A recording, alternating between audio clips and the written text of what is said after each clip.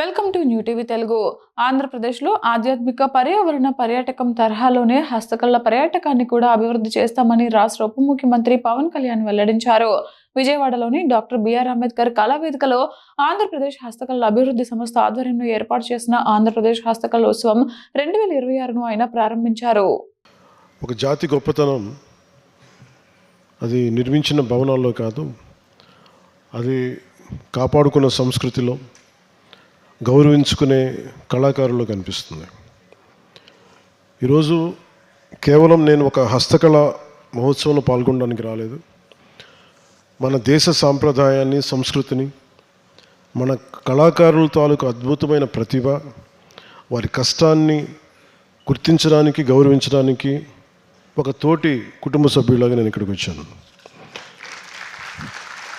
మన ఆంధ్రప్రదేశ్ సాంప్రదాయ హస్తకళా వారసత్వానికి పుట్టినిల్లు.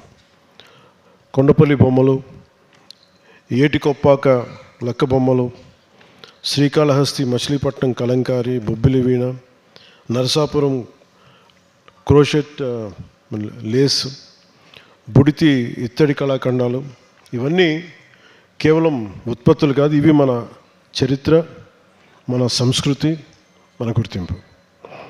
ఈ అద్భుతమైన కళల వెనుక లక్షలాది మంది,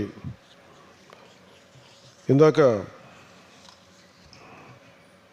సిసోడి గారు చెప్పినట్టుగా దాదాపు 2 లక్షల నుంచి 4 లక్షలు కళాకారులు ఉన్నారని చెప్పారు. సో వారు శ్రమ, వారి కష్టం, వారి వారసత్వమే ఇది ఇలాంటివన్నీ సజీవంగా ఉంచుతూ ఉన్నాయి. వారి వస్తువులు తయారు చేయడం లేదు, వారసత్వాన్ని సజీవంగా ఉంచుతున్నారు. వారి చేతుల్లో కేవలం నైపుణ్యం మాత్రమే కాదు, తరతరాలుగా వస్తున్న సాంప్రదాయం ఉంది.